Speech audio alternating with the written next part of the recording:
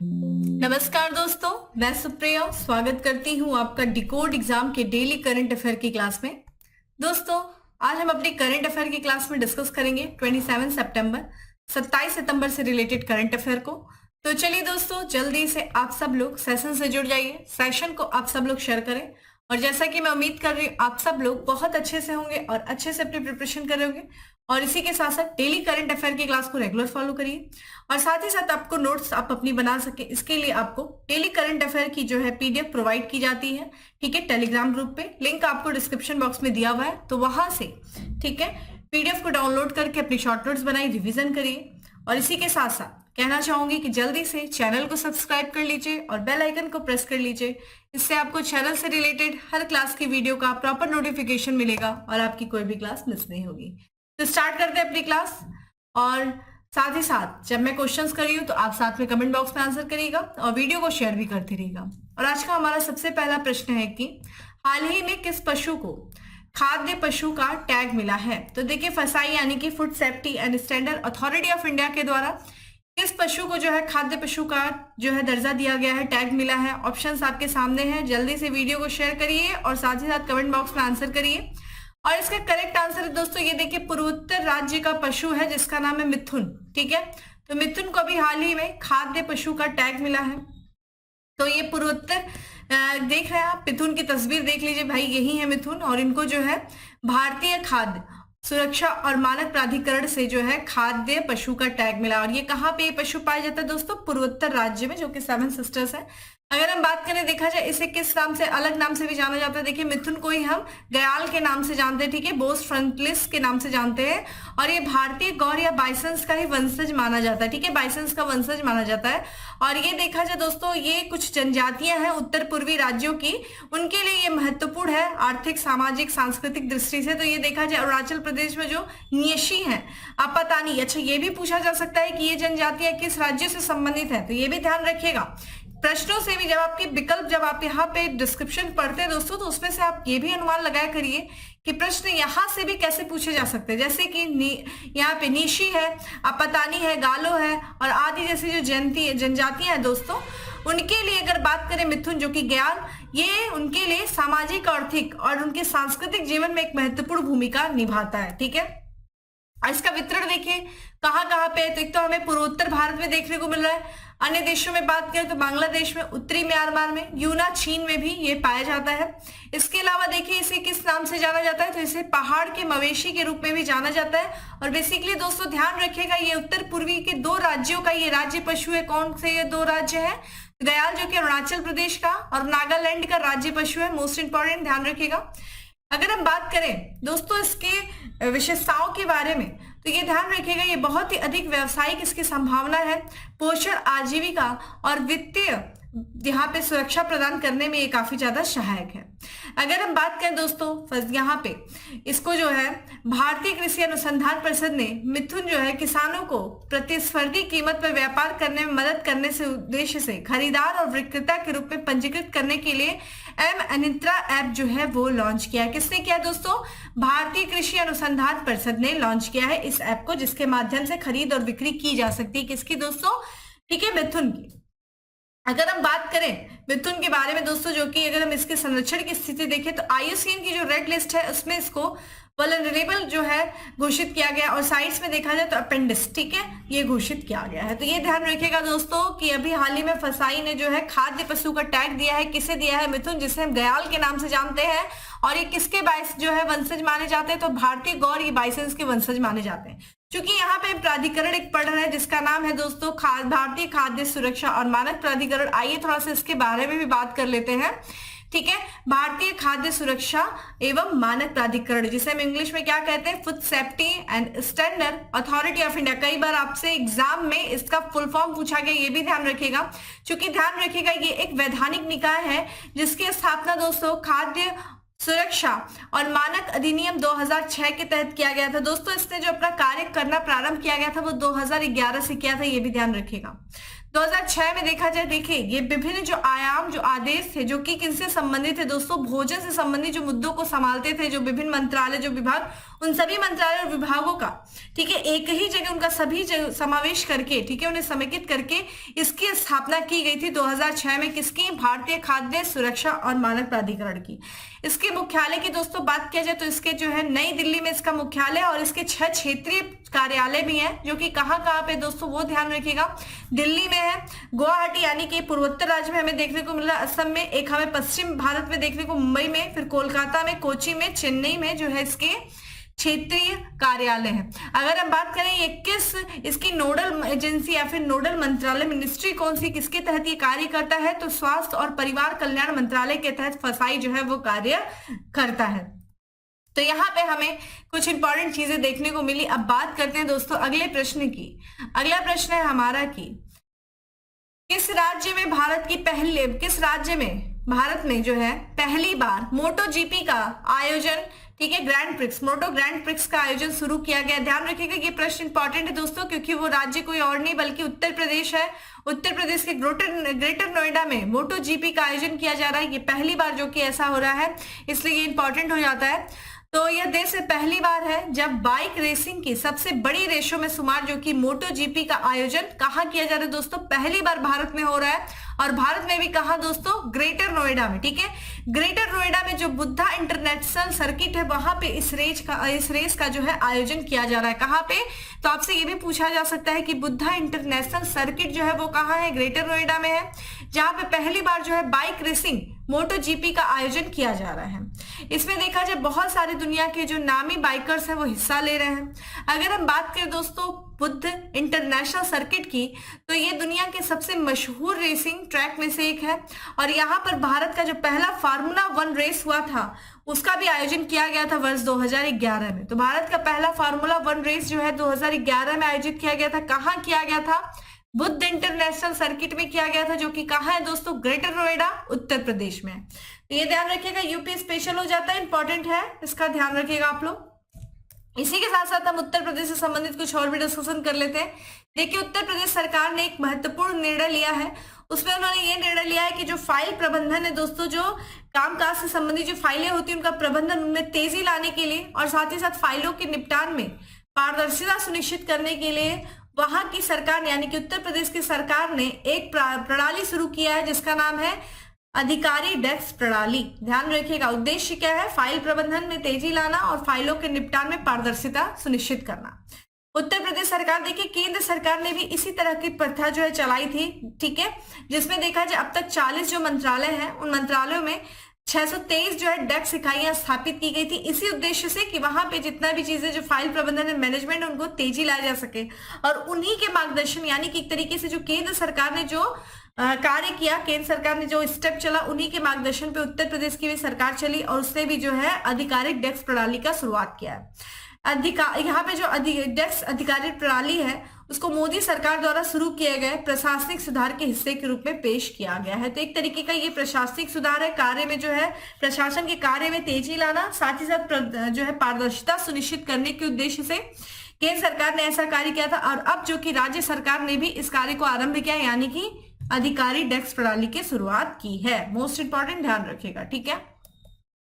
अगला प्रश्न है दोस्तों की किस राज्य ने निवेश आकर्षित करने और राज्य के स्टेनलेस स्टील उत्पादन को बढ़ावा देने के लिए सब्सिडी योजना शुरू किया है? तो एक तरीके से निवेश को आकर्षित करना और राज्य में जो स्टेनलेस स्टील उत्पादन उसको बढ़ावा देने के लिए किस राज्य सरकार ने दोस्तों सब्सिडी योजना शुरू किया है? ऑप्शंस आप देख रहे हैं, देखिए कमेंट बॉक्स में आंसर करिए दोस्तों, अगर आ रहा है तो भी करिए, जिन्हें नहीं आ रहा वो भी आंसर करें। और ठीक है, और साथ ही साथ ध्यान से देखिए, अगर गलती हुई है तो उसको कहीं नोट डाउन कर ले, जिससे कि उनको आगे के लिए तैयारी हो जाए उनकी।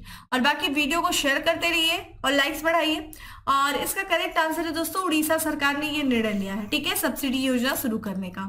तो उड़ीसा सरकार की जो कि वर्तमान वहां के जो मुख्यमंत्री हैं दोस्तों, जिनका नाम है नवीन पटनायक, उनकी सरकार ने एक महत्वपूर्ण निर्णय लिया है। किस उद्देश्य से? जो निवेशक है, निवेशकों की पूंजी पर 20% सब्सिडी देने के लिए निवेश विशेष योजना, ठीक है, माफ करिएगा, विशेष निवेश योजना स्टेनलेस स्टील जो है वो शुरू किया। तो एक तरीके से निवेशकों को आकर्षित करने के लिए और जो वहां पे स्टेनलेस स्टील है उसके उत्पादन को बढ़ावा देने के लिए नवीन पटनायक की सरकार ने चूंकि सब्सिडी योजना शुरू की है, 20% सब्सिडी योजना। उड़ीसा के जो मुख्य सचिव है दोस्तों हेमंत शर्मा, उन्होंने मुंबई में जो है इस योजना की शुरुआत किया है। और ये योजना जो कि राज्य सरकार के द्वारा जो शुरू की गई है वो कितने अवधि तक, कितने सालों तक जो है सब्सिडी प्रदान करेगी, तो 5 साल की अवधि तक जो है वो सब्सिडी प्रदान करेगी। और साथ ही साथ देखा जाए इस स्कीम के लिए जो उड़ीसा सरकार ने कोई भी निवेश सीमा नहीं रखी है। ऐसा नहीं कि इतना ही निवेश किया जा सकता है, जितना मन चाहे उतना जो है व्यक्ति निवेश कर सकता है, इन्वेस्टमेंट कर सकता है। ठीक है, तो ये ध्यान रखिएगा, सब्सिडी योजना उड़ीसा सरकार से संबंधित है। यहाँ पे हम बात कर लेते हैं, देखिए असम सरकार के भी द्वारा कुछ योजना की शुरुआत की गई है जिसका नाम है मुख्यमंत्री आत्मनिर्भर असम योजना। ठीक है, तो यहाँ पे जो है असम के जो मुख्यमंत्री हैं हेमंत विश्व शर्मा, उन्होंने जो कि एक योजना शुरू की, एक सरकारी पहल शुरू किया है जिसका नाम है मुख्यमंत्री आत्मनिर्भर असम योजना। अगर हम इस योजना की बात करें, इसका उद्देश्य क्या है, तो राज्य के जो असम के जो बेरोजगार युवा हैं उन बेरोजगार युवाओं को रोजगार के अवसर दिलाना और साथ ही साथ उन्हें वित्तीय सहायता भी प्रदान करना। और इसके प्राथमिक लक्ष्य क्या है दोस्तों, तो 2 वर्षों में लगभग 2 लाख जो योग्य व्यक्ति हैं उनको जोड़ना है, जिसमें से देखा जाए 2023-24 में 1 लाख लोगों और 2000 जो वित्तीय वर्ष होगा 24-25 उसमें अन्य जो है 1 लाख लोगों की सहायता करने के लिए ध्यान केंद्रित किया गया है। ठीक है, तो ये ध्यान रखिएगा दोस्तों। यहाँ पे तो यहाँ पे किससे संबंधित है, मुख्यमंत्री आत्मनिर्भर योजना दोस्तों असम से संबंधित है। यहाँ पे जो असम राज्य के जो बेरोजगार युवा है उनको रोजगार देना और साथ ही साथ सरकार के द्वारा वित्तीय सहायता प्रदान करने के उद्देश्य से ये योजना शुरू की गई थी। चूंकि हमने पूर्वोत्तर से संबंधित 2 आज हम लोगों ने न्यूज देखा, एक तो हम लोगों ने मिथुन के बारे में देखा, अब बात किया हम लोगों ने असम सरकार। तो आइए थोड़ा सा असम सरकार के बारे में जान लेते हैं, असम राज्य के बारे में जान लेते हैं। देखिए ये आपके सामने पूर्वोत्तर का मैप है, नॉर्थ ईस्ट मैप है, नॉर्थ ईस्ट स्टेट के, और यहाँ पे आपको दिखाई देगा दोस्तों कौन सा राज्य, दोस्तों असम। ठीक है, असम ध्यान रखिएगा दोस्तों, असम की जो है यहाँ पे 2 अंतरराष्ट्रीय सीमा है और कुछ राज्यों से भी सीमा लगती है। 7 सिस्टर्स में से एकमात्र ऐसा ये स्टेट है दोस्तों जिसकी सभी जो 7 बहनें हैं, ठीक है 7 सिस्टर्स हैं, उनसे इसकी सीमा लगती है। अगर हम अंतरराष्ट्रीय सीमा की बात करें तो भूटान और बांग्लादेश से इसकी सीमा लगती है। राज्यों की बात करें तो ये देखा जाए तीनों तरफ से जो है मेघालय को इससे घेरा हुआ है असम ने। फिर यहाँ पे देखिए अरुणाचल प्रदेश है, नागालैंड है, मणिपुर है, मिजोरम है और त्रिपुरा है। ठीक है, ये चीज ध्यान रखिएगा। असम की देखिए राजधानी यहाँ पे दिसपुर है और असम का अगर गठन एक राज्य के रूप में कब हुआ था तो 26 जनवरी 1950 में हुआ था। दिसपुर इसकी राजधानी। अगर मुख्यमंत्री की दोस्तों बात करें तो अभी हम लोगों ने पढ़ा है कि हेमंत विश्व शर्मा यहाँ के मुख्यमंत्री हैं और राज्यपाल है गुलाब चंद कटारिया। अगर हम संसदीय क्षेत्र की बात करें तो राज्यसभा में इसकी 7 सीटें हैं और लोकसभा में इसकी ठीक है 14 सीटें हैं। यहाँ पे देखिए यहाँ पे कौन कौन से वन्यजीव अभ्यारण्य या फिर राष्ट्रीय उद्यान है, तो देखिए काजीरंगा राष्ट्रीय उद्यान है, मानस राष्ट्रीय उद्यान है, ठीक है नामेरी राष्ट्रीय उद्यान है। देखिए टोटल अगर हम राष्ट्रीय उद्यानों की बात करें तो असम में जो है 7 राष्ट्रीय उद्यान है, जिसमें से 3 के राष्ट्रीय उद्यान हमने नाम बताए कौन कौन से। बाकी के जो 4 शेष हैं वो आप मुझे बताइए वो कौन कौन से हैं, और आप मुझे बताइए कि राष्ट्रीय उद्यानों के मामले में कौन सा राज्य शीर्ष पे है और असम का स्थान कौन सा आता है, आप मुझे कमेंट बॉक्स में आंसर करिए। अब बात करते हैं दोस्तों अगले प्रश्न की, और अगला प्रश्न है कि निम्न में से किस देश से संबंधित जागोरी को यूनेस्को की विश्व विरासत सूची में जोड़ा गया। देखिए अभी हाल ही में विश्व विरासत के जो है सूची में कई स्थानों को शामिल किया गया, भारत के भी 2 स्थानों को शामिल किया गया, इसी के साथ साथ एक जागोरी नामक स्थान को भी शामिल किया गया है। ठीक है, वो किस देश से संबंधित है ये आपसे पूछा जा रहा है। ठीक है, तो ये करेक्ट आंसर दोस्तों इसका है ग्रीस। ठीक है, तो यहाँ पे जो है एपिरस में माउंट पिंडोस पर पारंपरिक सुरमय गांव का एक समूह है जिसे किस नाम से जाना जाता है, जागोरो चोरिया। ठीक है, जिसे हम आम बोलचाल की भाषा में जागोरी के नाम से जानते हैं, जागोरी गांव के नाम से। ठीक है, और इसे हाल ही में यूनेस्को की विश्व विरासत सूची में शामिल किया गया है। ये जो महत्वपूर्ण दोस्तों निर्णय लिया गया है, जैसा कि हमने आपसे पहले भी पिछली क्लास में बात किया था कि ये जो विश्व धरोहर समिति की 45वें सत्र की जो बैठक हुई थी जो कि सऊदी अरब के रियाद में हुई थी, उसी दौरान ये महत्वपूर्ण निर्णय लिया गया है और ये ग्रीस के सांस्कृतिक विरासत संरक्षण प्रयासों में से एक महत्वपूर्ण मील का पत्थर है। तो ध्यान रखिएगा जागोरी जो कि ग्रीस से संबंधित एक गांव है जिसे हाल ही में, जैसा कि आप यहाँ पे तस्वीर देख रहे हैं, इसकी विशेषताओं के कारण यूनेस्को की विश्व विरासत सूची में इसको शामिल किया गया है। ठीक है, और इसी के साथ साथ अगर हम इसके अन्य विशेषताओं के बारे में बात करें तो यह महत्वपूर्ण समावेश परंपरा में एक अभूतपूर्व प्रस्थान का प्रतीक है, क्योंकि जागोरी ग्रीस के समकालीन युग से ऐसे विशिष्ट मान्यता अर्जित करने वाली पहली सांस्कृतिक संपत्ति बन गई है। वहां पे जो है इस तरह की मान्यता प्राप्त करने वाला ये पहली सांस्कृतिक संपत्ति बनी, ये चीज ध्यान रखिएगा। ये देखा जाए उत्तर पश्चिमी ग्रीस के एकांत ग्रामीण विस्तार में स्थित है। ये जागोरी सुरमे पत्थर के गांव का संग्रह घर है। ठीक है, जिसे सामूहिक रूप से किस नाम से जाना जाता है दोस्तों? जागोरी चोरिया गांव के नाम से जाना जाता है। ठीक है, ये चीज ध्यान रखिएगा।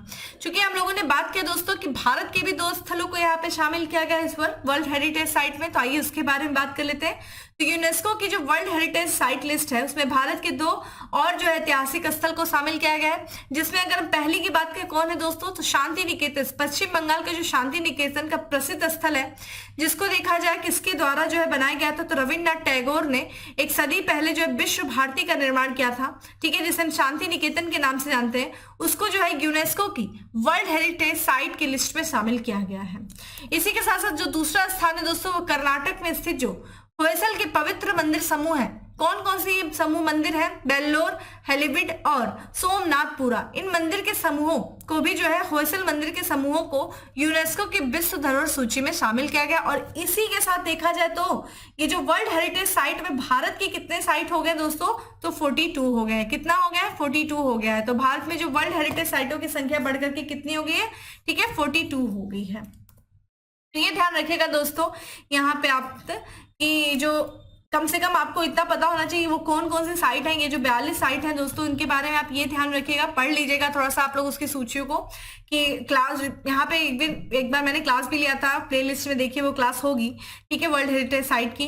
तो वो जो साइट्स हैं वो किन किन स्टेट से संबंधित है, कहाँ है, कौन सी, इसके बारे में आप पढ़ लीजिएगा कितने। ठीक है, ये चीज ध्यान रखिएगा। और ये जो निर्णय लिया गया है, ये जो कि 45वें सत्र की बैठक थी, कहाँ हुई थी, किस दौरान ये निर्णय लिया गया, ये भी आपसे पूछा जाता है। तो सऊदी अरब के रियाद में ये निर्णय लिया गया है, तो ये ध्यान रखिएगा। ठीक है, चलिए दोस्तों अब अगले प्रश्न की तरफ बढ़ते हैं। और अगला प्रश्न है हमारा कि किस राज्य ने अगले शैक्षणिक वर्ष में सरकारी स्कूलों में अंतर्राष्ट्रीय स्तर का पाठ्यक्रम शुरू करने का निर्णय लिया है? तो किस राज्य ने लिया है दोस्तों? करेक्ट आंसर इज ए है, आंध्र प्रदेश सरकार ने। यहाँ पे आंध्र प्रदेश सरकार ने देखा जाए अगले शैक्षणिक वर्ष से सरकारी स्कूलों में अंतर्राष्ट्रीय स्नातक पाठ्यक्रम शुरू करने का निर्णय लिया है। तो आंध्र प्रदेश सरकार ने देखा जाए तो सरकारी स्कूलों के जो छात्र हैं, छात्रों को अंतर्राष्ट्रीय स्तर के स्नातक पाठ्यक्रम के माध्यम से वैश्विक मानकों की गुणवत्तापूर्ण शिक्षा प्रदान करने का मार्ग प्रशस्त किया है, जो महत्वपूर्ण सोच, रचनात्मकता और वैश्विक नागरिकता का पोषण करता है। ठीक है, तो यहाँ पे जो है आंध्र प्रदेश की सरकार जो अगले वर्ष है, शैक्षणिक जो अगला वर्ष होगा, उसमें जो स्कूलों में अंतर्राष्ट्रीय स्नातक पाठ्यक्रम जो है वो शुरू किए। इसमें देखा जाए तो इससे क्या होगा, इससे सरकारी कर्मचारियों के लिए गारंटीड पेंशन योजना और अनुबंध कर्मचारियों के लिए नियमितकरण को भी मंजूरी दिया है वहां की सरकार ने। कैबिनेट ने उन पात्र सरकारी कर्मचारियों को आवास भूखंड प्रदान करने का भी निर्णय लिया है जिनके पास सेवानिवृत्ति पर घर नहीं था। तो जो सरकारी कर्मचारी थे, जब वो रिटायर हो गए तो उनके पास घर नहीं था, तो उनको भी आवास भूखंड प्रदान करने का निर्णय आंध्र प्रदेश की सरकार के द्वारा जो है लिया गया है। ठीक है, ये ध्यान रखिएगा। अगले प्रश्न की तरफ बढ़ते हैं। अगला प्रश्न भी आपके एग्जाम के लिए बहुत इंपॉर्टेंट है कि भारत का पहला लाइट हाउस फेस्टिवल कहाँ आयोजित किया जा रहा है? तो पहला जो है लाइट हाउस फेस्टिवल कहाँ आयोजित किया जा रहा है, ऑप्शंस आप देख रहे हैं। ठीक है, और इसका जो करेक्ट आंसर है वो है सी है, गोवा में जो है भारत का पहला लाइट हाउस फेस्टिवल आयोजित किया जा रहा है। तो यहाँ पे केंद्रीय पत्तन, पोत परिवहन और जल मार्ग आयुष मंत्री श्री सर्बानंद सोनोवाल गोवा के पणजी में फोर्ट अगुआड़ा लाइट हाउस से भारत के पहले, ठीक है, लाइट हाउस फेस्टिवल का जो है उद्घाटन करने जा रहे हैं। तो यहाँ पे चूंकि इसका आयोजन किया जा चुका है दोस्तों, जैसा कि आप यहाँ पे देख रहे हैं 23 से लेकर के 25 सितंबर तक, तो ये जो है इसका आयोजन किया गया है। और इस ऐतिहासिक स्थानों को देखा जाए पर्यटक आकर्षण में बदलने के प्रयास में चलने वाला ये 3 दिवसीय जो है प्रदर्शन उत्सव था और इसमें देश के सभी लाइट हाउसों में जो है वो मनाया गया। उद्घाटन सत्र में देखिए किसने, सबसे पहले तो जो गोवा के मुख्यमंत्री थे श्री प्रमोद सावंत, पत्तन, पोत परिवहन और जलमार्ग और पर्यटन राज्य मंत्री श्री जो है, ठीक है, श्रीपद नाइक और गोवा के पर्यटन मंत्री श्री रोहन खम्वेत जो है उन्होंने भाग लिया है। यहाँ पे अगर श्री सोनोवाल ने पहले 75 ऐतिहासिक लाइट हाउसों को पर्यटक आकर्षण में बदलने के लिए लाइट हाउस हेरिटेज टूरिज्म अभियान जो है वो शुरू किया था। ठीक है, तो यहाँ पे दोस्तों ध्यान रखिएगा कि भारत का पहला लाइट हाउस फेस्टिवल कहाँ आयोजित किया गया? गोवा में आयोजित किया गया। इसी के साथ साथ गोवा के मुख्यमंत्री ने एक और योजना शुरू की है दोस्तों, वहां की गृहिणियों को वित्तीय सहायता प्रदान करने के लिए। तो जो गोवा के मुख्यमंत्री दोस्तों प्रमोद सावंत, उन्होंने जो गोवा के गृहिणी हैं उन गृहिणियों को देखा जब वित्तीय सहायता प्रदान करके ठीक है सशक्त बनाने के लिए 2 योजनाएं शुरू की हैं। एक तो गृह आधार योजना और चावत है बाजार योजना, इसकी शुरुआत किया है। गृह आधार योजना की बात करें, गृह आधार योजना तो उद्देश्य क्या है? वहां की जो गृहिणी होंगी, ठीक है, गृहिणियों को वित्तीय स्वतंत्रता और भलाई को बढ़ावा देना, उनके योगदान को पहचानना, उनकी सामाजिक आर्थिक स्थिति में सुधार करना, ये उद्देश्य है। वहीं महिला एवं बाल विकास जो है निदेशालय के नेतृत्व में गृह आधार पहल महिला सशक्तिकरण की दिशा में एक महत्वपूर्ण कदम है। ठीक है, इसी के साथ साथ हम बात करें, ठीक है, यहाँ पे जो उन्होंने मुख्यमंत्री जो है प्रमोद सावंत गोवा के, उन्होंने स्वयं पूरा गोवा कार्यक्रम का एक हिस्सा जिसे हम देखें एक अन्य योजना कार्यक्रम भी लॉन्च किया जिसका नाम है चावत है बाजार कार्यक्रम भी लॉन्च किया। और चावत है बाजार कार्यक्रम का उद्देश्य क्या है? जो ई कॉमर्स के माध्यम से स्थानीय उद्यमियों को सशक्त बनाना। चावत है बाजार स्थानीय कारीगरों और उद्यमियों को अपने उत्पादों को व्यापक दर्शकों के सामने प्रदर्शित करने के लिए एक मंच प्रदान करता है। ठीक है, तो यहाँ पे दोस्तों ध्यान रखिएगा, गृह आधार पहल और साथ साथ चावत है बाजार जो है योजना, ये दोनों ही गोवा सरकार के द्वारा शुरू किया गया है। ठीक है, जिसमें से पहला जो है गृह आधार योजना, नाम से पता चल रहा है कि गृहिणियों को आर्थिक ठीक है सहायता देना, और साथ ही साथ अगर हम बात करें चावत है बाजार कार्यक्रम जो कि ई कॉमर्स के माध्यम से जो स्थानीय उद्यमी है उनको सशक्त बनाना। ठीक है, अगले प्रश्न की तरफ बढ़ते हैं और अगला प्रश्न है कि निम्न में से किस देश ने दुनिया के सबसे मुक्त अर्थव्यवस्था का खिताब जीता है? तो ऑप्शंस आप देख रहे हैं, करेक्ट आंसर करिए दोस्तों, कमेंट बॉक्स में आंसर करते रहिए। और इसका करेक्ट आंसर है सिंगापुर ने, देश जो है सिंगापुर ने दुनिया की सबसे मुक्त अर्थव्यवस्था का खिताब जीता है हांगकांग को पीछे छोड़ते हुए। तो सिंगापुर ने दुनिया की सबसे मुक्त अर्थव्यवस्था का खिताब हासिल किया है और इसने किसको पीछे छोड़ दिया दोस्तों? हांगकांग को पीछे छोड़ दिया, जो कि अगर हम देखें पिछले जो है 53 साल से जो है वो दुनिया का सबसे मुक्त अर्थव्यवस्था का खिताब का प्रभुत्व जो है लिया हुआ था। और इसी के साथ इसका अंत होता है क्योंकि अब सिंगापुर जो है दुनिया की सबसे मुक्त अर्थव्यवस्था का खिताब हासिल किया है। यह बदलाव देखा जाए कनाडाई थिंक टैंक फ्रेजर इंस्टीट्यूट द्वारा जारी एक रिपोर्ट के अनुसार था। विश्व सूचकांक की आर्थिक स्वतंत्रता जो है 1970 से आर्थिक स्वतंत्रता पर नजर रख रही है। इसने जो है पहली बार हांगकांग को दूसरे स्थान पे रखा है। ठीक है, इसके अभी तक देखा जाए हांगकांग ही पहले स्थान पे था जब से 1970 से ये जो जारी कर रही है, लेकिन अब पहली बार जो है हांगकांग को पीछे छोड़ते हुए सिंगापुर पहले स्थान पे आ गया है। सूचकांक की दोस्तों बात किया जाए तो ये अंतरराष्ट्रीय व्यापार में आसानी सहित विभिन्न कारकों के आधार पर आर्थिक स्वतंत्रता का आकलन करती है। वैश्विक बाजार में सिंगापुर की मजबूत स्थिति ने इसके उत्थान में योगदान दिया। अगर हम बात करें ये जो श्रेय जाता है कि पहले स्थान पे पहुंचा कैसे सिंगापुर, तो सिंगापुर के शीर्ष स्थान पे पहुंचने का श्रेय जो है उसकी सरकार के आकार और विनिमयन घटकों में सुधार को दिया जाता है। इन संवर्धनों के परिणाम स्वरूप इसके स्कोर जो है समग्र स्कोर में मामूली वृद्धि हुई है। वहीं अगर हम आर्थिक स्वतंत्रता सूचकांक की बात करें दोस्तों, भारत की क्या स्थिति है, तो 165 देशों में भारत का जो है 86वें स्थान से फिसल करके कितने पे आ गया? 87वें स्थान पे आ गया। ये ध्यान रखिएगा, आर्थिक स्वतंत्रता सूचकांक में भारत की कंडीशन 87वें पे है। ठीक है, कुछ रिपोर्ट से संबंधित प्रश्न था, आपके एग्जाम के लिए जरूरी था। अब बात करते हैं आज के अगले प्रश्न की कि हाल ही में संयुक्त राष्ट्र जलवायु महत्वाकांक्षा शिखर सम्मेलन किस स्थान पर आयोजित किया गया? ठीक है, तो संयुक्त राष्ट्र जलवायु महत्वाकांक्षा शिखर सम्मेलन का जो आयोजन किया गया वो यूएसए के न्यूयॉर्क सिटी में किया गया। तो संयुक्त राष्ट्र जलवायु महत्वाकांक्षा शिखर सम्मेलन का आयोजन 20 सितंबर को दोस्तों संयुक्त राज्य अमेरिका के न्यूयॉर्क शहर में जो है आयोजित किया गया। और देखा जाए इसकी जो मेजबानी की गई वो संयुक्त राष्ट्र महासचिव एंटोनियो गुटरेस के संयुक्त राष्ट्र जलवायु महत्वाकांक्षा शिखर सम्मेलन की मेजबानी की है।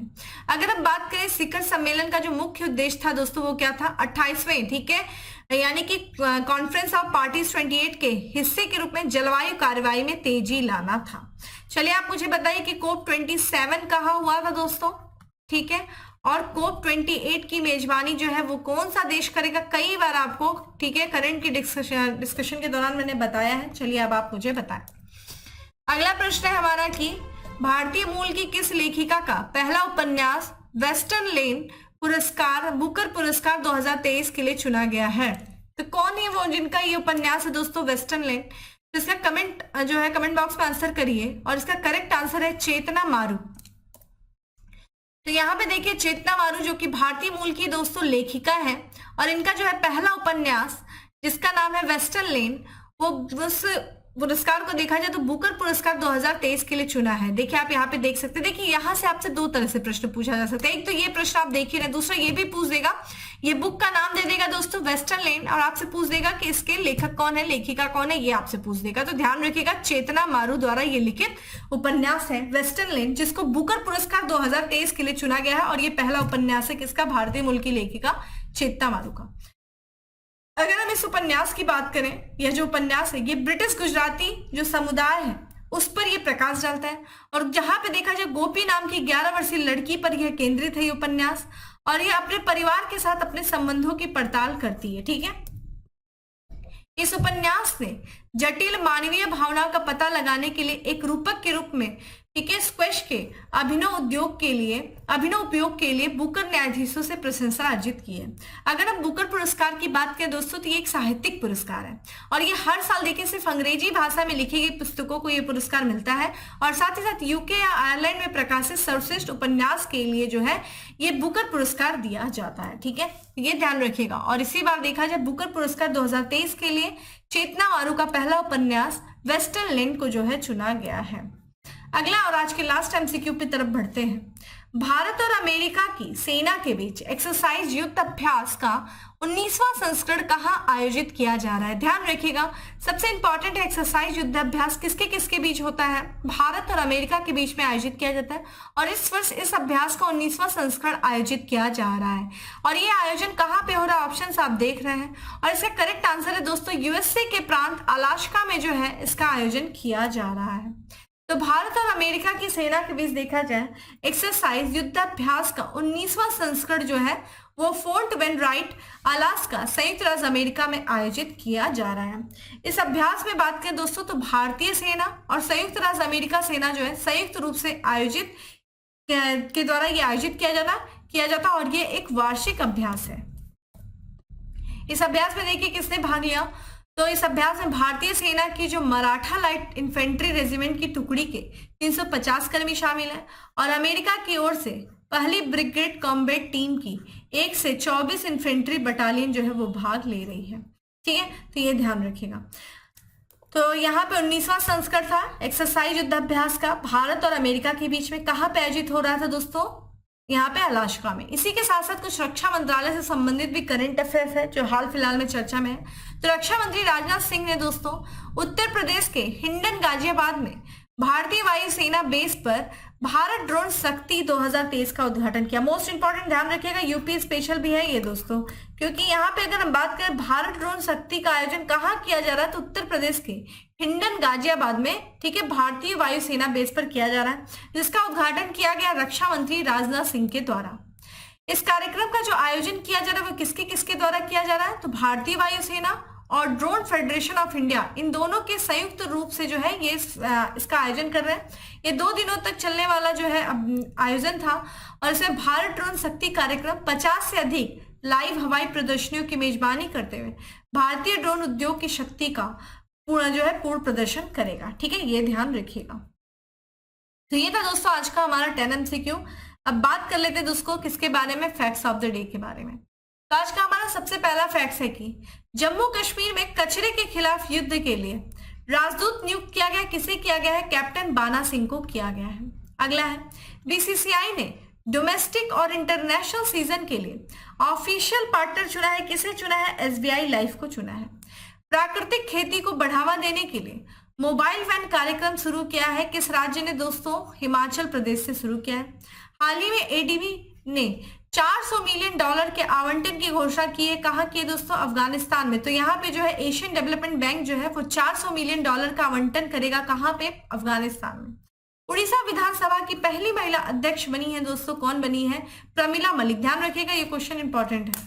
तो ये था दोस्तों आज का हमारा करंट अफेयर। उम्मीद करती हूँ आपको अच्छा लगा होगा। अच्छा लगा है तो लाइक कर दीजिएगा, शेयर कर दीजिएगा, और साथ ही साथ जैसा कि मैंने पहले भी आपको बताया, डेली करंट अफेयर की दोस्तों जो पीडीएफ है वो आपको टेलीग्राम ग्रुप पे प्रोवाइड की जाती है। लिंक आपको डिस्क्रिप्शन बॉक्स में दिया हुआ है, तो ज्वाइन करिए टेलीग्राम ग्रुप डिकोड एग्जाम का, और वहां से डेली जो है अपडेट लेती रहिए। फिर मिलते हैं आपको अगले सेशन में, तब तक के लिए bye, have a good day, stay safe and stay